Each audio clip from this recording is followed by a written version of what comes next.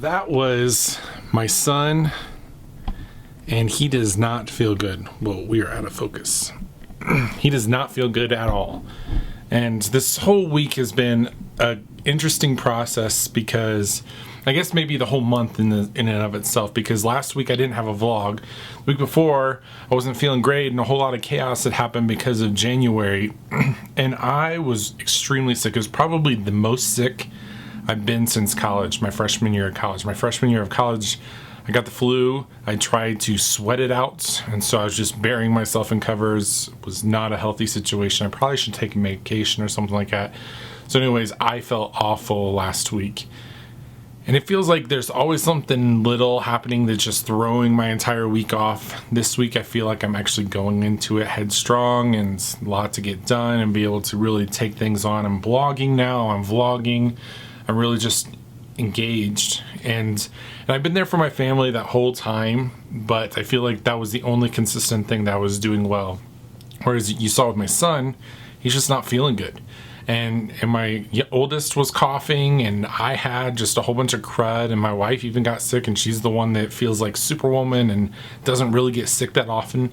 So it's been an interesting time for this whole process of just trying to get through things. So I apologize about not being consistent with this vlog stuff, but I think this has suffered the most in this process because my life has been chaotic. I may be back to normal. Maybe, I'm not 100% sure. So, with that being said, let's jump back into the video clips.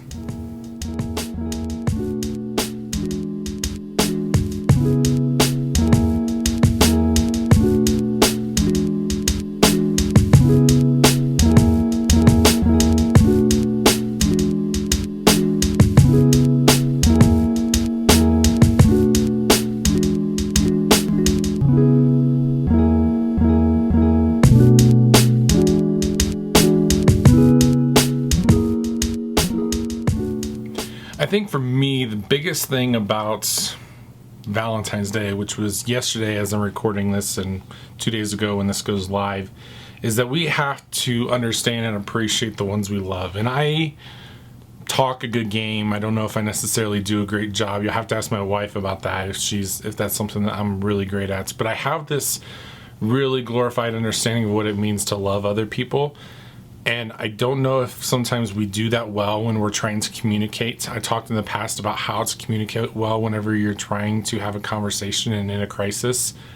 And for me, it comes down to simply recognizing that we do not understand other people as well as we might want to. And there's a book out there called Love and Respect that talks about how men and women don't communicate well. Women have pink hearing aids and pink sunglasses and pink megaphones. Men have the same, but they're all blue. And so men try to say something with their blue megaphone. They understand it with their pink sunglasses and pink hearing aids. And women, they're interpreting something different. And so when they say, "Hey, I love you," a woman might say, "Could you be a little more sincere about it? It doesn't make sense." Whereas the guy is like, "I am just so overwhelmed, but I need to say this to you right now because it's important to me, and I'm going to say it real quick, and then I got to go do that thing because it's supporting you."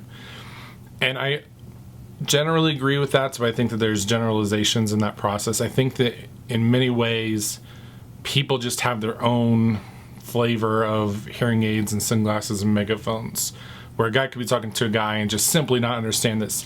And I recognize I'm coming from a standpoint where I am deeply in touch with understanding empathy and yet still communicating on a regular basis where I'm failing over and over again. And it's not necessarily communicating what I'm trying to communicate to other people, yet being willing to understand their own side of things. And so I feel like it's attunement in this process of trying to figure things out.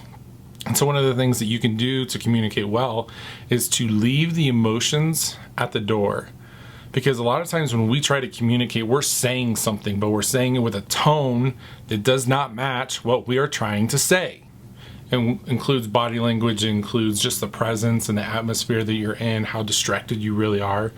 But that feeling, that emotion that's in that process when we're trying to communicate simply gets lost. And so we're hearing with the emotions, we're saying stuff with the emotions, but we can't really understand what that other person is feeling in that moment because we're stuck in our own stuff. And so if we can keep it rational, if we can just simply let the emotions be for just a minute, things actually get to be heard.